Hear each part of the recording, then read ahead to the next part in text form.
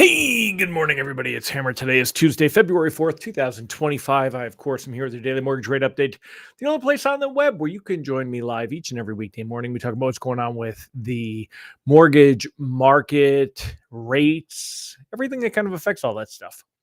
Remember, you can join me live each and every weekday morning, 9:30 a.m. Eastern Time. Coming to you from the Great Smoky Mountains here in Western North Carolina, broadcasting to you on Facebook and on YouTube, your platform of choice. If you're here this morning, say good morning. If you're watching on the replay, don't forget in the comments, give me a hashtag replay. Always appreciate that. It does help with getting out in front of more people. So appreciate you doing that. Whether you're on Facebook or on YouTube, go ahead and give us that thumbs up. There's a little thumbs icon there on YouTube. Even if you're on your phone, it's not as intuitive, but it's there. Click that little thumbs up and think about giving us a comment or two. It does make a difference. In fact, if you would like to be reminded that I'm going live each day, you can go ahead and sign up at hmmr.io/reminder or use this cool QR code over here with your phone, and you'll just get a quick text message letting you know that I am going live each day. And that way you don't have to depend on the actual platforms to remind you. Let's go ahead and say hi to the live folks here this morning.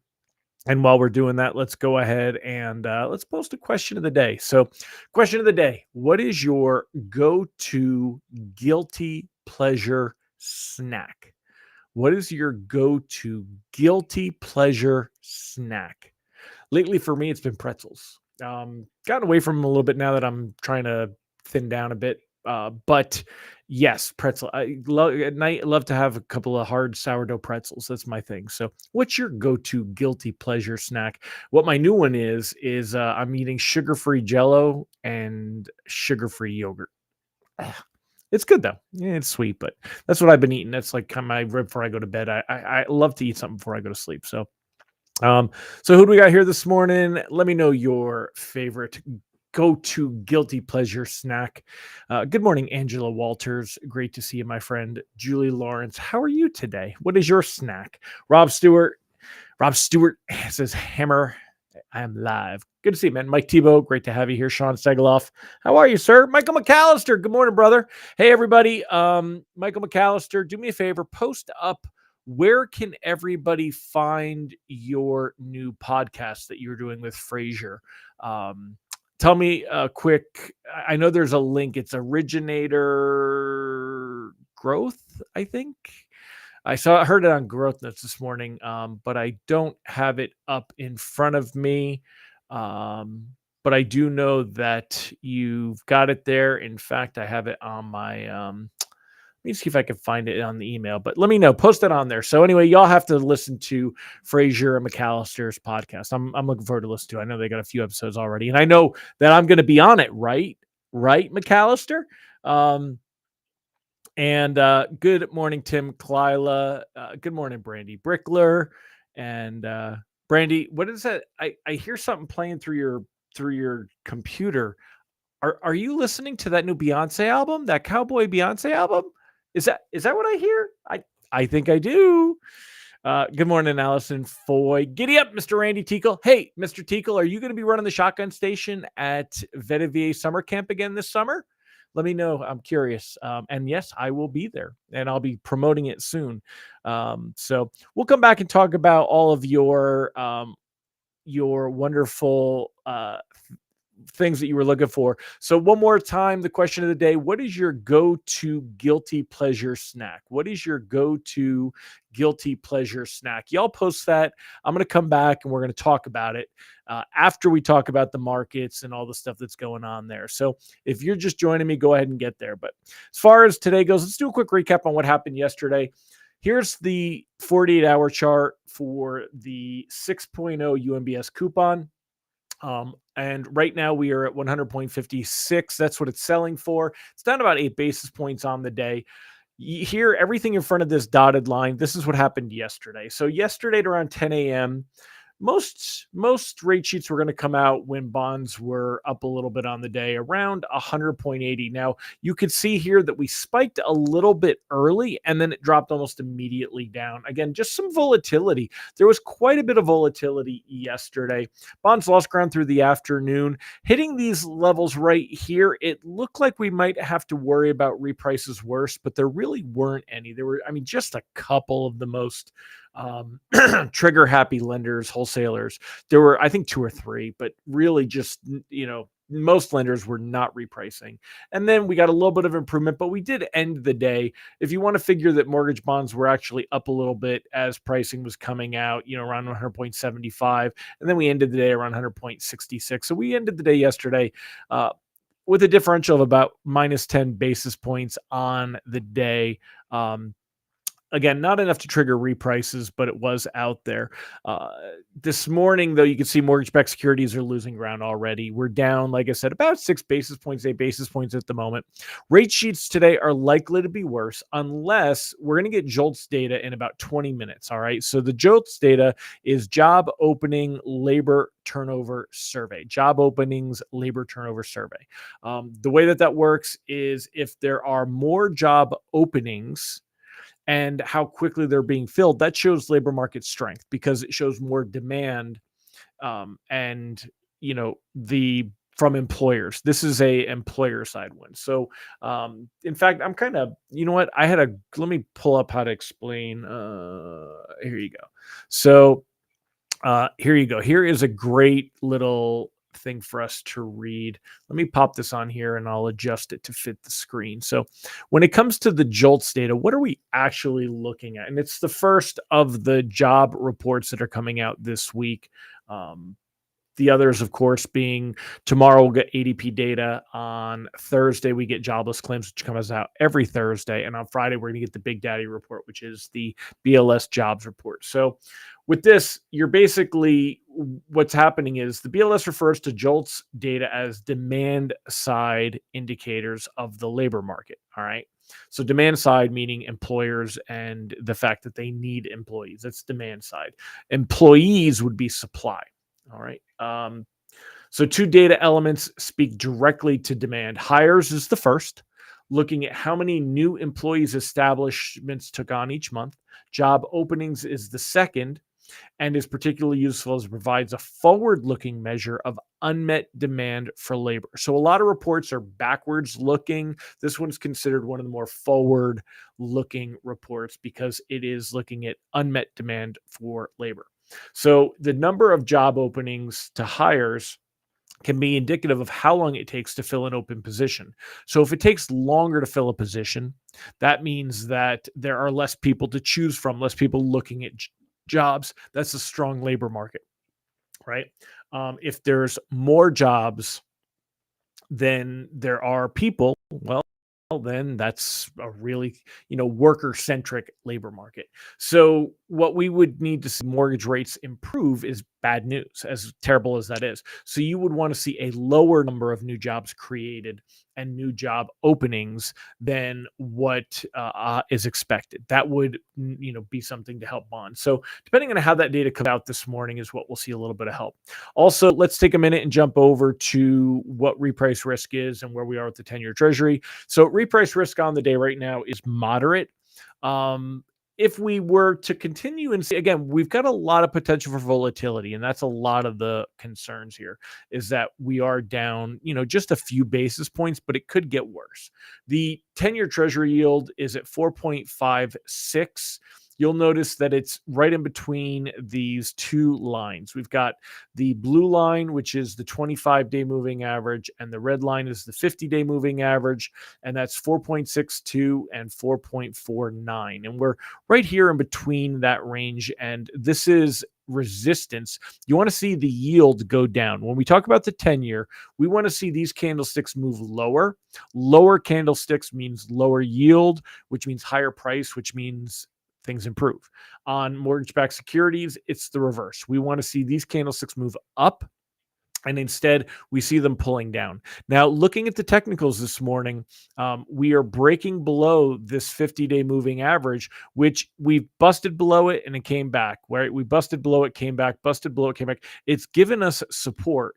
Now we are significantly. We opened the day below it already, and we look like we are trending down. You can see the direction that this is moving. It's trending down. Because of that, that puts me in a position where generally I think it's a good time to consider locking a good portion of loans.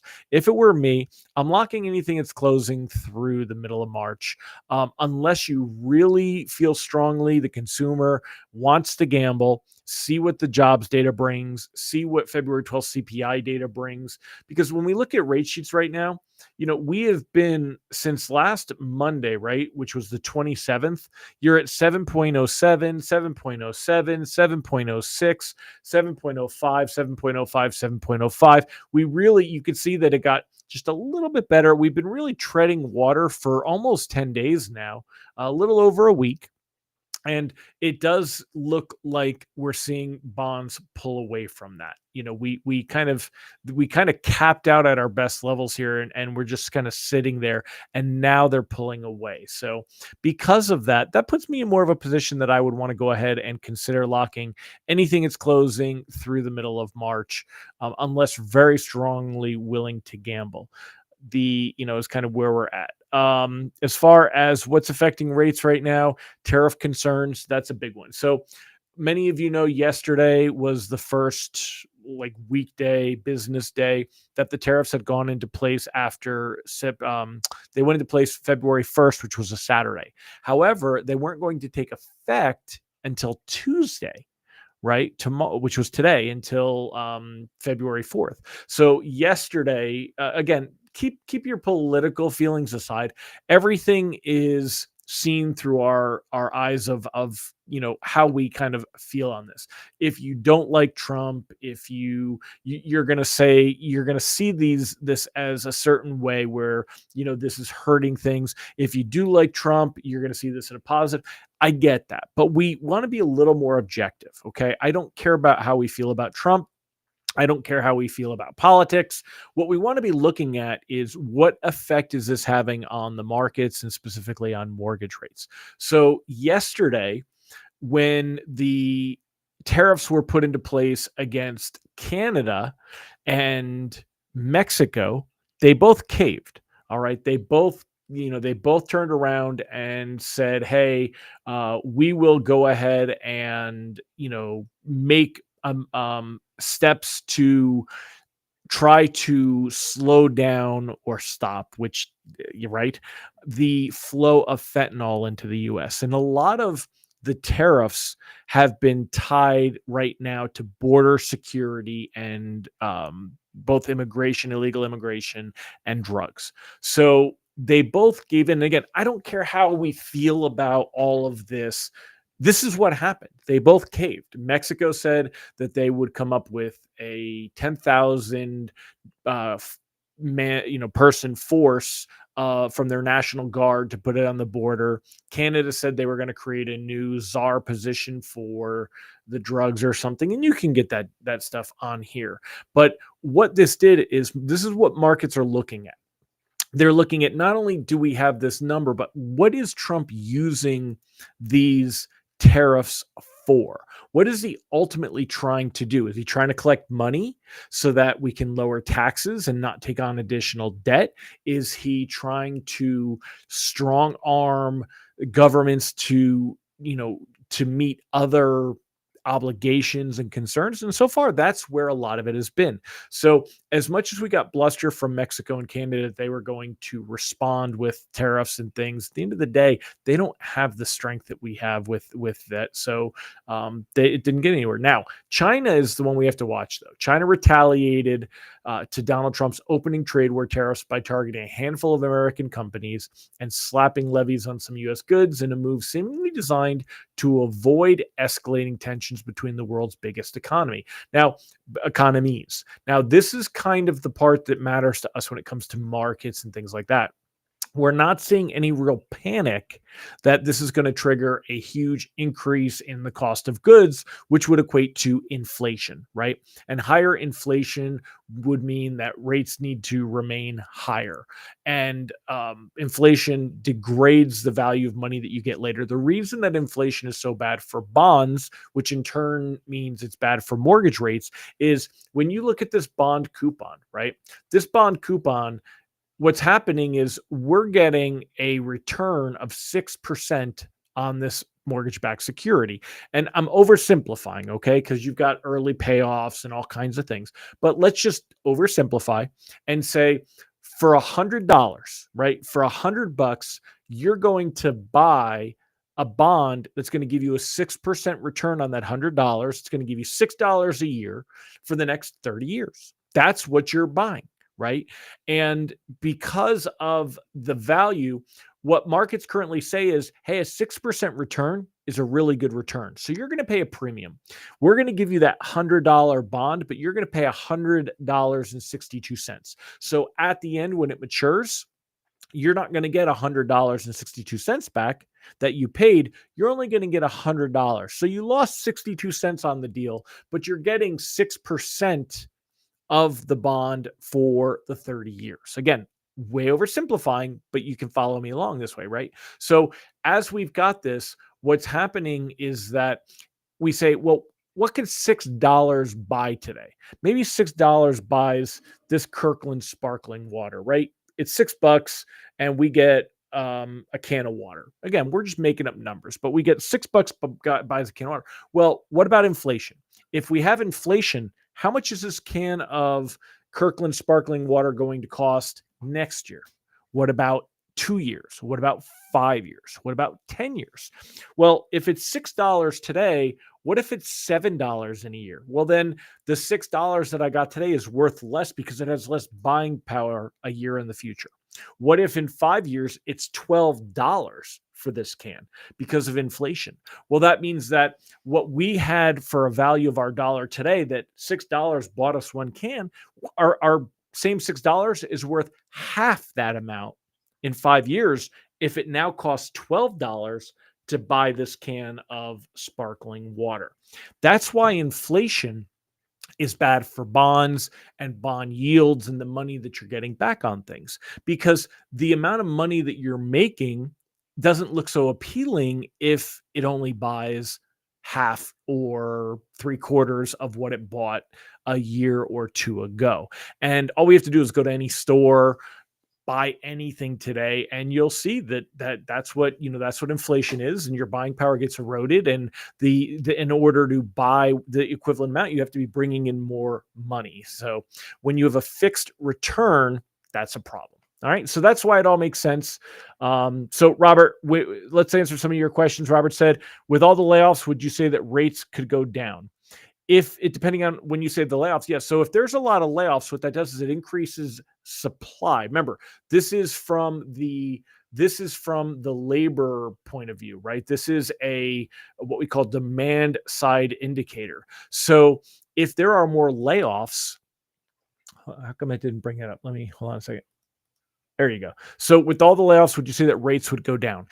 It would help. But again, it's just one small variable in many variables, Robert. So I don't say rates are going to go down. Your pricing may improve a little bit on the day, but you're not going to see rates go down with it. We're not going to see rates themselves move down. And I definitely see that we have we've seen rates cap out. We've seen that here where, rates are really capping out. Now, we were a little bit higher and they kind of came back down and they just unable to break through this area here. And I don't think that that's going to change. Ron said, do tariffs work? Not political, but so far Colombia, Venezuela, Mexico, and Canada have all caved. Exactly. And again, we don't want to necessarily, I don't want to get into arguing the merits of the strategy. We're talking about how are markets reacting to this, and markets see this too. Traders see this too. So there's a lot less concern about the tariffs when they see that other countries are caving and it's not driving up the cost of goods. China adds 15% tariff on products they're not buying from the U.S. They have to save face somehow. Do the tariffs work? Bottom line, under Trump, Inflation was 1.9%. We know history repeats itself, to an extent. Very, very different times though for now. So, but anyway, my friends, that's what we got. I've droned on a bit long today, so I'm going to go ahead and stop sharing the screen. And remember the question of the day. Let's go ahead and ask that question of the day and see what some of your answers were. Bear with me a minute. I got to get there. The question of the day: what is your go-to guilty pleasure snack? What is your go-to guilty pleasure snack? Let's go ahead and see mine. Like I said, recently I've been eating sugar-free yogurt sugar-free yogurt and sugar-free Jello. It's kind of like like a creamsicle that way, is what I have been having. So Diana's is Cheetos. Ron said today is National Homemade Soup Day. Thank you, sir. Good morning, Jerry Avila. Good morning, Becca. What else? What are some of your things? Rob Stewart said either Mike and Ike's or sunflower seeds. I don't think sunflower seeds have to be a guilty pleasure. I think the Mike and Ike's are more guilty. Brandy Brickler, 100% potato chips. Man, I love potato chips. What's your favorite kind, Brandy? I'm going with Lay's. I like good old Lay's. Thin ones. Salt and vinegar are good too. Allison Foy, Bark Thins. Sean Segaloff, also potato chips. Yeah, we don't buy them because the same thing. Angela, chips with some salsa. Randy, milk and graham crackers. Do you know what, dude? Put some peanut butter on the graham cracker and dip it in milk. Trust me, it's awesome. Good morning, Derek Bobadilla. I haven't seen you in a while, my friend. Jonathan Steele, a whole container of Oreos and ice cold milk. McAllister, also a sucker for sweets. Whoppers. Yeah, I like Whoppers. Derek's go-to stack, dried spicy mango. Never had spicy mango. Candido, I listened this morning and it was good. Awesome. Thank you, sir. Yeah, I see you, Brady. I know you're replying to my to my album of the year, the winner there. So Diana is Cheetos. Anyone else? You guys last chance to go ahead and answer. What was your go-to guilty pleasure snack? Lisa's candy. Good morning, Lisa. Chips and guac. Walmart off-brand gummy worms. Oh, that's funny, Robert. That's same thing. I like the gummy stuff too. All right, that's it, y'all. So thank you again for joining me. Appreciate all of you. Hope y'all. Allison Foy, mozzarella cheese. So remember, let me see. I'm trying to get rid of the little thing at the bottom here. A few things. Remember, you can sign up for our written lock advice, www.ratelockadvice.com, or use this cool QR code. Get an email to your inbox each and every weekday morning. Also, we've got a text alert service, www.raytextalerts.com. And last but not least, don't forget to go check out originatorssuccess.com. Find out how we help you get loans from Google and social media. And Ron said, today's National Vacuum Day. Dude, I used to work for Electrolux. I love vacuuming. In fact, I have a vacuum right here in my office. Look at this. Look, what kind of vacuum do you have, right? There's my, I keep it because I vacuum all the time. I have issues.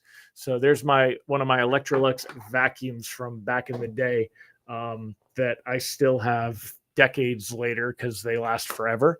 And there you go. So, all right, my friends, I'll see y'all tomorrow. Have a fantastic one. Bye-bye.